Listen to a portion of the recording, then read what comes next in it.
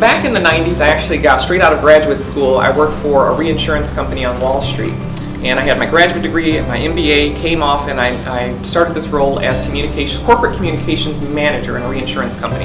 At the same time, they hired another young man who was my same age. His name was Michael. He had an undergraduate degree, not quite a graduate degree, but he was hired as manager of marketing. We were counterparts, right? We shared a lot of the same resources, including this great administrative assistant who was just invaluable. I needed her for everything. He needed her for everything. And I used to talk about our work together, what she and I did together. Samantha was just always there. We'd do really huge things, like I would do an international advertising campaign that included Dublin and London and Bermuda and the United States. And while I'm out doing conceptual work, she's actually back in the office looking up contacts around the world without the internet. So she's doing this research, finding these folks. So she was invaluable. I actually needed her. The same thing was happening for him. What I noticed, though, is that when we were in meetings together, now mind you, he and I were two managers, and we were the only mid-level managers in the organization. Everyone else was either an assistant vice president on up, or they were employees, okay? Well, the two of us would actually go to these meetings, and I would talk about what I was doing with Samantha. Here's what we're doing this. And people would listen very intently. The CEO, the vice presidents, and the other assistant vice presidents would listen very intently, and they're shaking heads and nodding, and I would receive these great accolades, right? And I thought, okay, great, I'm doing a good job in this role, right out of grad school. Michael would tell his story, give his report, and it was all about himself. He never mentioned Samantha, he didn't mention the team, he didn't talk about anybody else he worked with. It was all about me. And I always found that kind of grating. But I noticed he had their attention, right? He also, what I know for a fact, he was overinflating a lot of the projects he was working on. I'd get in there and just tell the truth and say, here's where I need help. He'd get in there, I've got it handled. He was he would overinflate what he was doing. He talked about himself, and sometimes I thought he was a little too familiar with the higher-ups. What he would do to deflect from the fact that he was talking about his projects and they were bigger in his mind than actually what they really were, is that he would call them by their first names. We had a CEO named Robert, he'd call him Bob. I'd never heard anybody call him Bob, but he'd call him Bob, right? He'd call this guy named Anthony, who was a vice president, Tony. I'd never heard anybody call him Tony, but he did. This was his way of deflecting from what was going on. And I thought, okay, I think this guy's kind of loud, he's argumentative. There's a lot of things about him that aren't too cool, but they seem to like him.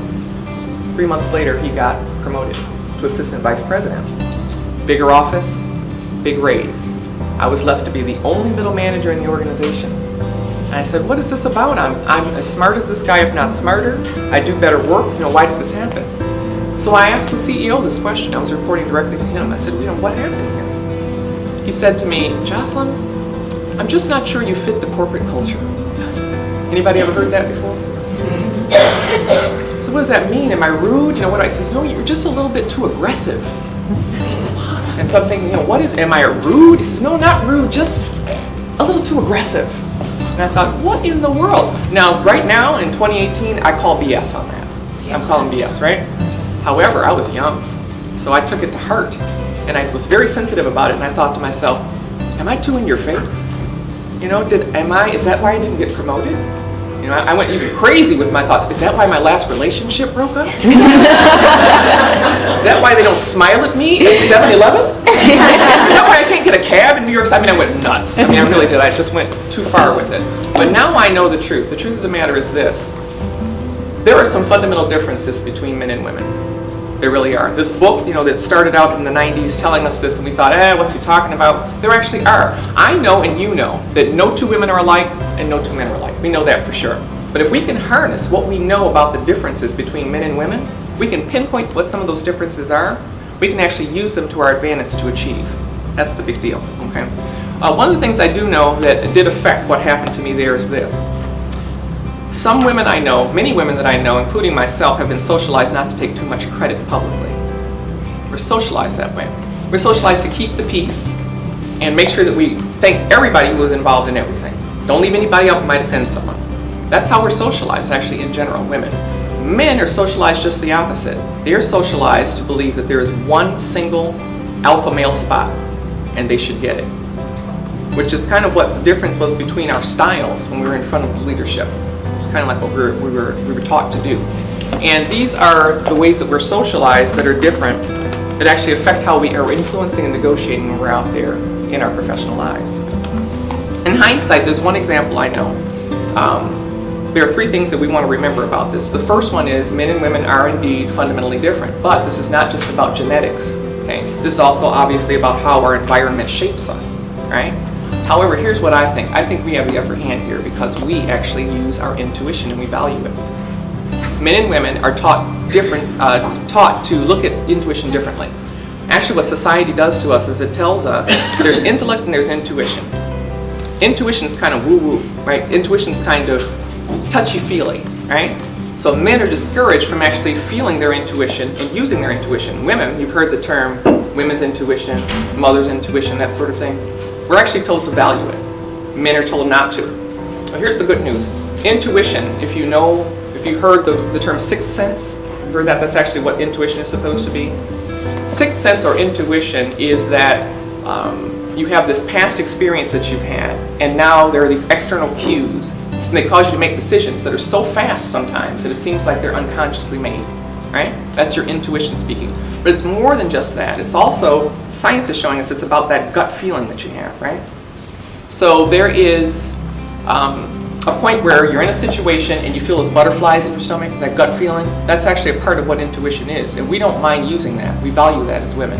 So I think we have the upper hand in that case. Okay. The second thing, and there are actually two other things I'm going to actually give credit to my mother for these.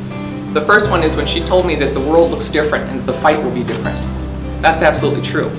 For one thing, we don't have a whole lot of role models to look to as women. I was just reading some statistics that 5.4% of CEOs in Fortune 500 companies are held by women. Those positions are held by women. It's actually going to drop. At the end of the first quarter, we're going to be at 4.8% because 3 CEOs, female CEOs, are actually leaving. One, Hewlett Packard, Staples, and Avon are actually leaving in April. So we're going to be down to 4.8%. So what that says is we have to actually identify role models, female role models out there, and study their lives, study their careers, look at how they've lived, how they made decisions over time. This is actually a really good strategy for understanding how to make it. Otherwise, we don't have any role models to look to. They're very, very few and far between. I love that you're a CEO. I want to talk to you later because I think I have a speaking engagement for you. The other one, and the last one here, is about knowing your worth. My mother said, know your worth. I was very interested. Know your worth. And that's actually the most important thing. I saved that one for last. What is the social cost? Let's talk about that because that'll help you understand what I mean by worth. Social cost is the expense to your personal reputation and actually the expense to your ability to be able to negotiate, to influence, and also to engage others. It's that social cost that you're paying. It's an expense, right? And a lot of times the consequence is because of choices you've made, but sometimes it's because of someone else's perception of you. And they're basically putting that on you. They're assigning it to you. It's not necessarily you, but it is what it is, right? So it behooves us all to know ourselves, to know our strengths, to know our abilities, know our passions, right? To know everything about ourselves so that when we do start to feel a little bit of doubt, we can actually look into the mirror, pivot and look into the mirror of truth you've created for yourself because you know yourself.